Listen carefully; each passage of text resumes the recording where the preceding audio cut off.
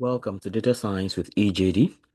In this video, we start with the regression algorithms in supervised learning. Interestingly, I gave a kind of snippet into the idea of linear regression in the previous video, but I'm taking it again. So it's a kind of revisit to linear regression.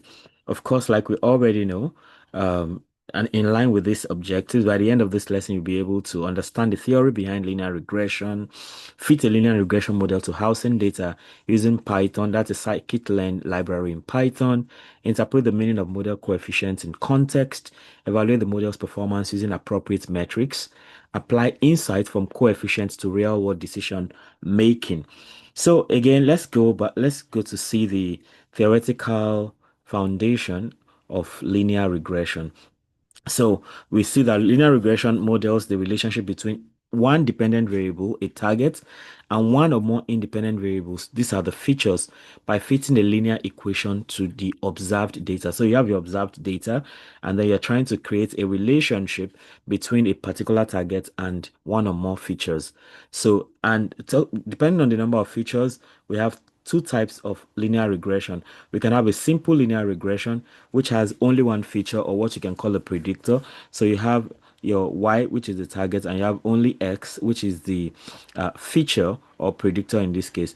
But multiple linear regression involves having one target and more than one predictor. You have multiple predictors or what you can call multiple features. So in the first case now you have just x, but in the case of multiple predictors you have features like x1, x2 up to xn. So the underlying assumptions of linear regression include things like linearity, which talks about relationship between features and targets being linear. You have independence, the observations are independent. Then there's homoscedasticity, which talks about constant variance of errors. And there's the normality also, that errors are normally distributed. And there's multicollinearity. Features are highly correlated. So this happen a lot with linear regression. These are the assumptions. So how do you interpret model coefficients, right? So given a fitted model where you have y hat equals b naught plus b1 multiplied by med inc, that's median income, I believe, plus beta 2 house age, and so on and so forth. So this is a kind of multiple regression, right? So here the intercept beta naught is actually the predicted value of y when all xi is equal to 0. That's more like a kind of baseline value, when any other thing is not in place. And then you have the slope coefficients like the beta i's, like beta 1, beta 2. So this is change in predicted y for 1 unit increase in xi, keeping other variables constant. So what this simply means is that if beta 1 is 0.43, what that simply means is that a 1 unit increase in median income increases the predicted housing price by 0.43 units, right? So that's a simple meaning there. So whatever the value of B2 is, if the value of B2 is minus 0.5, for instance, so that means that a 1 unit increase in house age will reduce the price, it will reduce the predicted housing price by 0.5 units, basically. All right, so let's look at a workflow using scikit-learn in this case. In the previous example, I had done it, taking it from scratch, and then now we're talking, and we also consider scikit-learn. So we're doing that again. Interestingly, in that case, we used the diabetes data set. Here we are looking at the California housing data set, which is a standard data set in scikit-learn that can be used for this kind of things. So of course, the first set of things we do is to import all necessary libraries. So pandas, numpy, scikit-learn with all the necessary components like data sets. So here the California housing data set, you get that by importing fetch California housing, then linear model. Here now we are using linear regression as usual, model selection, train test split, which is usual. You need your metrics, mean squared error, R squared score. You need matplotlib and seaborn for visualization. Don't forget, okay, I think I need to clear out all these things as I start afresh. Yeah. And then for the view, we need the line numbers. Okay, so here we are now. So we're importing all the libraries. So don't forget to run this. So that's done. Right, that's the yeah, now that's done. Then we load and explore the data set. So for the data set, so we give it a variable name data and we say fetch California housing. And as you would have seen already, well, in handling data for machine learning, right? For supervised learning that we've been doing so far, you need targets and features. So we always like to do that partitioning. So here, if we put this California data set into a data frame, so we say pd.data frame, data.data, then the columns it will be data.feature name. So it's more like we're extracting the column names like that. Then df price. So the price now, since it is price we want to predict. So the price column we assign it to the target because that's the target, and then we can preview the data set itself. So if I do this now, so you see this is the whole data frame for the California housing. So we have median income, house age, average rooms, average bedrooms, population, average occupants, latitude, longitude, and price, right? You have all of these things in the California housing data set. So in all, you have 20,640 rows by 9 columns. Of course, you can do other exploratory data analysis things involving info, describe, and all that, which we have done a lot under data analysis with Python. Okay, so here now let's focus on the feature and the target separation.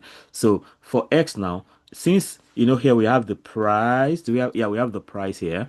All right. But for machine learning, now the price is the target. So you have to drop that price so that it can now be taken for as a target variable. So for to get the features now, you say that is X. X is the data frame you have there, but you'd have dropped the price, right? So those will be your features. Whereas the price you have dropped, which is Y now, so you can ask Y is the price column, that's your target variable. So you run this also, and then if you want to visualize kind of, so you have just X, so you can see the price has been dropped. The price was there, but now we don't have price anymore because you have dropped it. So now the price has been assigned to Y. So you see this is Y, all these the 20,640 data points, and it's the price column. So then you do the normal train test split thing.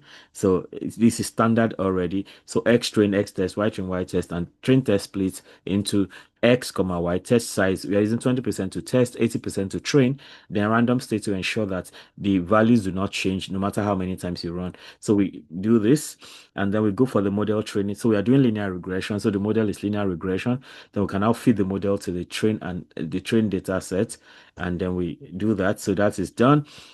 And then you can now you can do coefficient extraction and try to do some kind of interpretation also. So to get that, so coefficient, that's variable name now is now pd.data frame. Then you now have feature, X columns, coefficient, model coefficient. Then you can now sort the values in descending order because ascending is false, right? So from the highest to the lowest. And then here we are visualizing the coefficients that this would have given us. So I run this and this is what we have. So you see in descending order, the average number of bedrooms has the most positive impact on the housing price because the coefficient is positive and it's 0.78. So like we said the other time, right? So it means that what's that interpretation again? Let's interpret it in the context of this.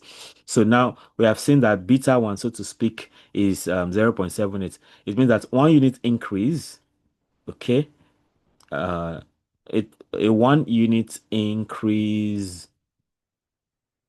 Okay, now this tells us that a 1 unit increase in the average number of bedrooms, right, will increase the housing price by 0.78 units, right? So average the number of bedrooms has that powerful effect. That's followed by median income. So 1 unit increase in median income leads to 0.45 increase in housing price, and then for the age of the house. So 1 unit increase in the housing age will increase the housing price by 0.01 roughly units. That's pretty small. And then now you have the negative value. So the population doesn't seem to have so much effect, although it has a slightly negative effect, same as average number of occupants, average number of rooms. Then the latitude has a slightly negative effect too. The most serious is the longitude. And most likely that's talking about the location for sure. Location really matters in all of these things. So that's how that goes. So straightforward and easy. So you see that a positive coefficient indicates an increase in housing price as the feature increases. A negative coefficient suggests the opposite. All right. So a negative coefficient means that the housing price is reduced, based on all those things. And the magnitude indicates strength of influence also. So of course, like I said, the biggest contributor to the increase in housing prices, average number of bedrooms, and the biggest contributor to the reduction is the longitude, as we see there. So we can evaluate the model, having fit the model and evaluated it, and got the result rather. So to evaluate the model now, you want to do your the predicted value of y. So you say model.predict x test, and then you want to do the mean squared error. So mean squared error, y test, y pred to three decimal places. Same for the r squared values, like that. And then we have all of that. Okay, so we can run this now. So it tells us that the root mean squared error is 0.556 and the root mean squared error is 0.576. I mean, this is a bit above zero point 0.5. So that tells us the model has that measures the model performance. So the higher the better, right? For especially the R squared. So you see the mean squared error.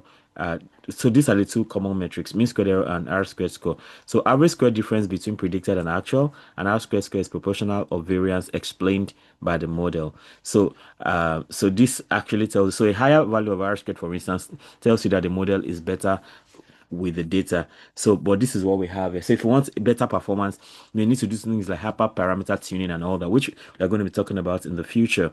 So then we can also do residual analysis. That's optional diagnostic to see how the thing goes. This evaluation is good enough, but then I mean it's good. It's a nice. You can get metrics to see how your model is performing, and we see the model is performing like by at best averagely, going by the R squared value, for instance. So for the residual analysis now, so residuals are basically the difference between the test value and the predicted value. All right, and then you can plot this as scatter plots, and then see how that works. So if you run this now, see what the kind of thing you have. So you have this whole scatter plot going, and then you have this line drawn at zero. So you have some values above zero and some below. And then, so this helps to detect nonlinearity, heteroscedasticity, or outliers, right? So for instance, we can see an outlier right here on the negative side of things, right? So that talks about the residuals. So, use case summary. Since we're talking about housing price prediction, so the median income gives 0.45, like what we have up there. Median housing price ze- 0.4 median income, right? 0.45 to two decimal places and the other values, right? So median income 0.45. That means that every 1,000 USD increase in income increases price by 450 USD. So every $1,000 increase in income, it will increase the housing price by 450 USD. Okay, then average room numbers, right? Average number of rooms, the coefficient is minus 0.1. So that's more, it's more rooms, slightly reduced predicted price. That's possible collinearity. Then house age of house, the value is 0.01. So older homes increase price slightly, just slightly, not so strongly. Then we have limitations and enhancement that we can do on that model, for instance. So we have limitations of basic linear regression. So it cannot capture non-linear relationships. So sometimes the relationship is not so linear. So and that's probably why we even have that R squared value of 0.5, a bit above 0.5. So maybe the relationship is not that linear. Maybe it's polynomial or something. So it cannot capture nonlinear relationships. It is sensitive to outliers. The multicollinearity can distort coefficient interpretation. What that means is that many variables they are jointly positively correlated or jointly negatively correlated, and as a result of that, if it can affect the model. Then some enhancements we can do. We can go for polynomial regression for capturing nonlinear trends. Interestingly, in the next video, we'll be talking about polynomial regression. Then we can go for regularization. So there are some types of regression called regularized regression, and those are ridge and lasso. These two will be coming after polynomial regression in another video. So these are for feature selection and coefficient stability. And interestingly, you can even combine both ridge and lasso to have what you call elastic regression. So there's also cross validation for more robust model evaluation and generalization. So we can do all of this, but all of this we've be taking care of them in future videos, one after the other for clearer understanding. In summary, so we see the model type we have worked with is linear regression. The goal is to predict housing prices. The inputs are housing features like income, median income, rooms, location, and the output is estimated price and coefficient insights. The key takeaway is that coefficients reveal how each feature affects price prediction. So we have optional extensions, like I said, already. Like you can add polynomial or interaction terms. You can apply lasso for feature selection. You can visualize coefficient magnitudes with bar charts, and you can export model using JobLib for deployment. You know, we talked about deployment before now, and I might still talk about it more robustly in the future. So with this, we come to the end of this interesting video on a revisit to linear regression, talking about predicting housing prices from features like median income and all that. Let me know how helpful this video is for you. Let me also know if there's something you'd like me to try out. Feel very free. We might just be able to do that. If you have subscribed already, thank you. If you have not, please go ahead and subscribe and be sure to hit the notification bell so you can always get alerted each time a new video is released. I have members. You can be a member of my channel. Apart from subscribing, if you want some special privileges, you can also be a member. So just click on join. You see the options and feel free. But if not, I mean, subscription is also nice. So feel very free. No pressure. Lastly, be sure to like and share so that more people can have access to these videos I have here. Keep doing data right until I come your way again. Bye.